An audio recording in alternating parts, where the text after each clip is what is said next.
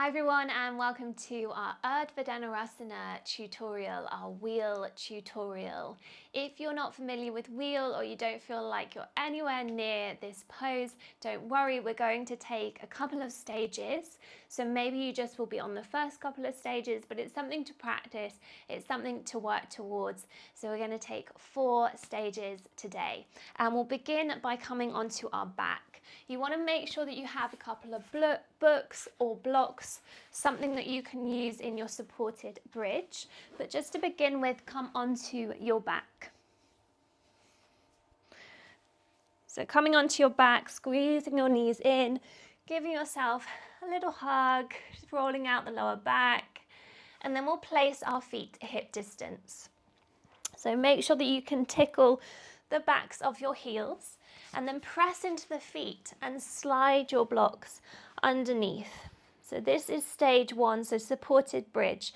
And you can take your blocks as high as you would like. So maybe you want to go on to the lower setting.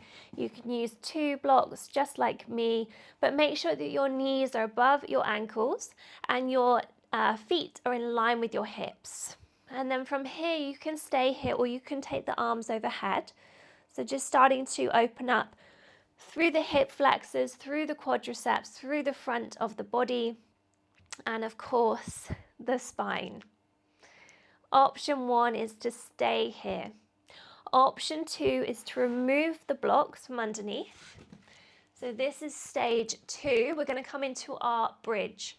So interlacing the fingers if we can, so starting to lift the hips up and then interlacing the fingers if we can. You don't have to interlace the fingers, but by interlacing the fingers it's going to allow us to come onto the tops of the shoulders. Press into the feet, and it's quite a nice option here to squeeze a block between the inner thighs, so that will just help to activate the glutes, help to make this pose a little harder, but ultimately it's going to keep the lower back nice and supported. Otherwise, just pressing into the feet, lifting the hips as high as we can. This is already quite strong. And then slowly come down. Just rest one hand on the belly, one hand on your heart, and then windscreen wiper the knees from side to side. Lovely. Stage 3. Stage 3 is to come back into our bridge, but we're going to place our hands either side of our head with our fingertips facing our shoulders. Press into the palms and then start to lift onto the crown of the head. So this is stage 3. This is quite intense for a lot of people.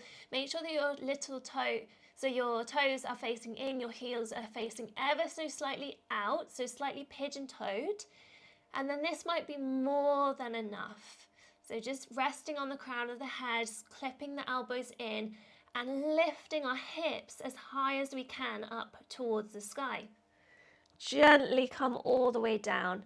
Again, you can either squeeze your knees in, just take your knees nice and wide and rock from side to side, or you can windscreen wiper the knees. So back bends are very energizing. So you might be feeling your heart beating now. They bring a lot of energy into our body and our heart has to work quite hard. So our final stage is our wheel pose, our Urdhva Dhanurasana. So we're going to come back into our stage 3 again. So placing our hands either side of our head, fingertips towards the shoulders, pressing into the palms, coming onto the top of the head, the crown of the head. And then if you're ready, again, the toes are ever so slightly facing in, heels are facing out. Press into the hands and lift all the way up. Maybe you can walk your hands in. Maybe you come onto the tiptoes if that feels better for you. But squeeze the glutes, keep squeezing the inner thighs. Imagine that we have a block between our inner thighs. And then can you send your gaze between the hands? Stay here for a few more breaths. Well done.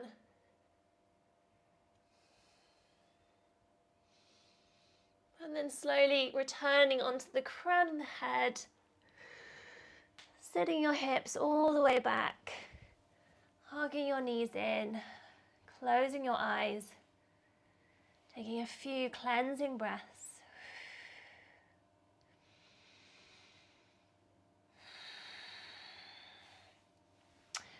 And then rocking up to seated.